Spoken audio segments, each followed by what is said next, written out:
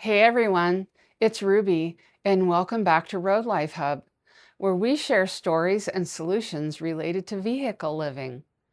A recent illness made me confront a question every vehicle dweller needs to answer. What happens if you become sick, get injured, or need surgery when your home is a vehicle? Getting medical treatment may be only the beginning of the problem.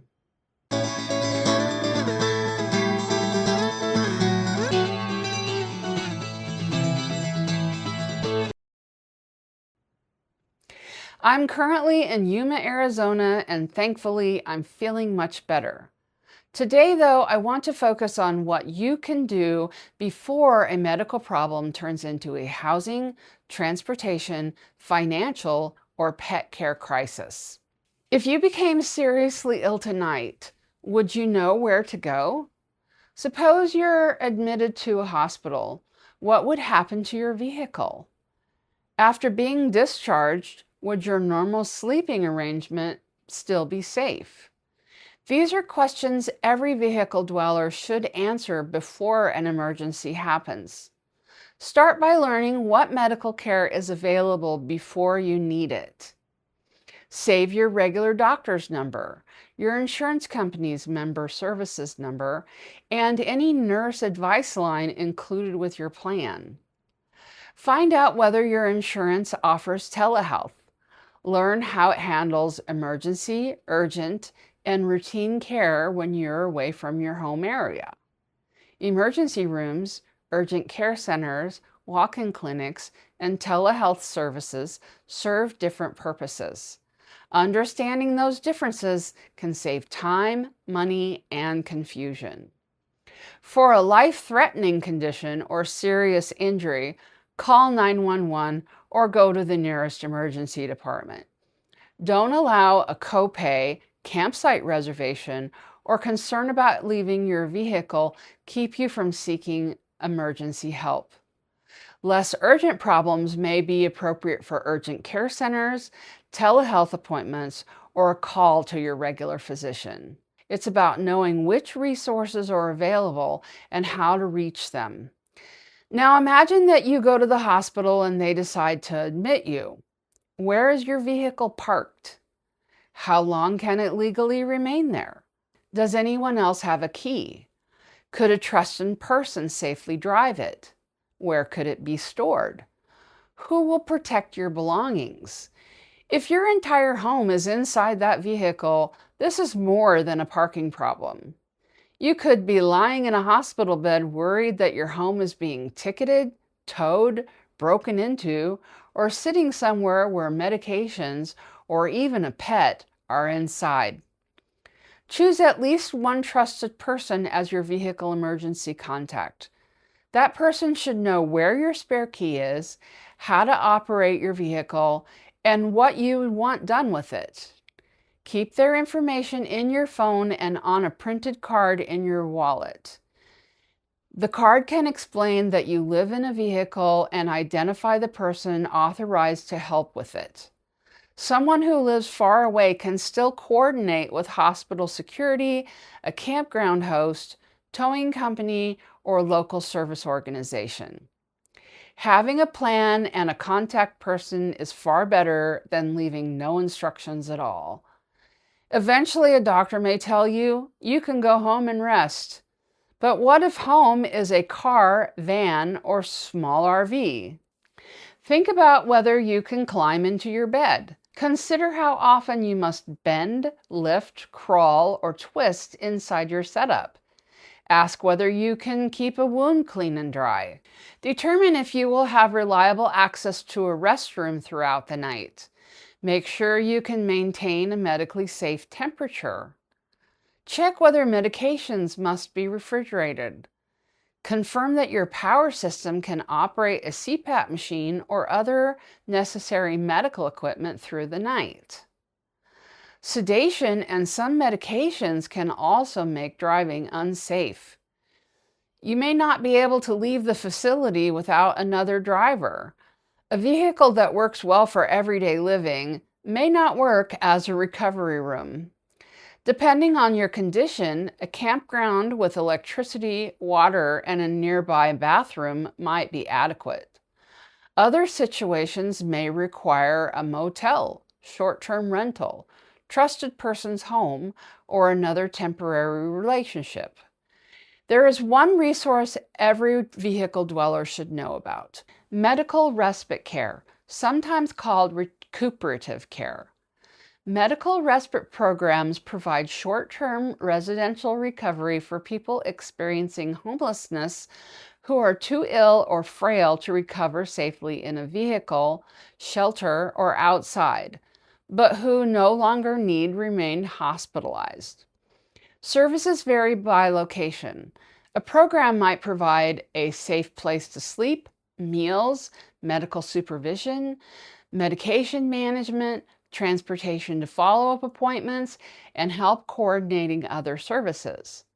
Living in a vehicle may qualify you as experiencing homelessness for these programs, but acceptance is not automatic. Eligibility requirements, available services, referral procedures, and bed availability differ from one program to another. Some may accept only referrals from hospitals or healthcare providers, and not every community has a program. If you're hospitalized and cannot safely recover in your vehicle, ask to speak with a hospital social worker or discharge planner before leaving. Be clear about your circumstances. You can say, "I live in my vehicle. This is what my setup is like. These are the things I cannot do safely right now. I need help creating a realistic discharge plan." Use the terms medical respite or recuperative care and ask whether these programs are available nearby. The National Health Care for the Homelessness Council maintains an online directory of medical respite programs across the country. I'll include that link in the video description. If you need planned surgery, don't plan only for the appointment. Prepare for everything that happens afterwards. Many outpatient facilities require someone else to drive you home after anesthesia or sedation. Some may also require another adult to remain with you for a period of time. Your discharge instructions could prohibit driving, lifting, bending, climbing, or twisting. Unfortunately, those may be the exact movements required by your vehicle setup. Before scheduling a procedure, ask the medical team several questions. How long will driving be prohibited? Must another adult accompany you? Does someone need to stay with you afterwards? Which physical movements will be restricted? Will any medications need refrigeration? What bathroom and bathing access will be necessary? Does recovery involve wound care? Which warning signs require an immediate return? Explain your living situation clearly. Don't assume the medical team understands what living in a vehicle involves. Once you know the restrictions, arrange your transportation, helper, and recovery location before the procedure. If you travel with an animal, your health emergency plan must include them. A trusted person should know where your pet is, how to enter the vehicle, what your pet eats, which medications they take, and where they could stay. Carry an updated list of your medications, allergies, medical conditions, doctors, and emergency contacts.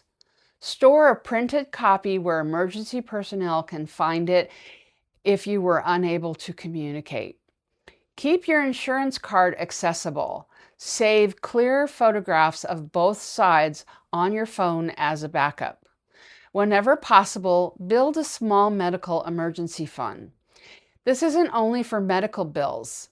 Unexpected costs may include fuel, lodging, transportation, prescriptions, prepared food, laundry, campground fees, or pet care. Sometimes the treatment itself isn't what makes recovery so difficult. It's everything surrounding it. Before your next trip, answer these questions. Who can make decisions or coordinate help if I cannot?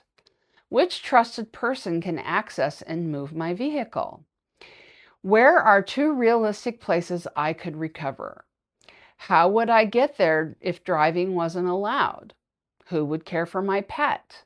What is my plan for powering necessary medical equipment? How does my insurance cover care when I'm traveling?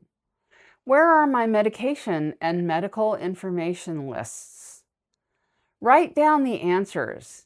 Keep one copy in your vehicle, another in your wallet or medical folder, and give a third copy to someone you trust. Your plan doesn't have to account for every possible emergency. It simply needs to be better than inventing one while you're sick, injured, frightened, or in pain.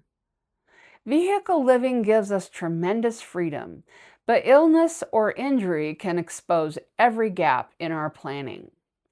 Asking for help or temporarily staying somewhere better suited to recover is not a failure of vehicle living.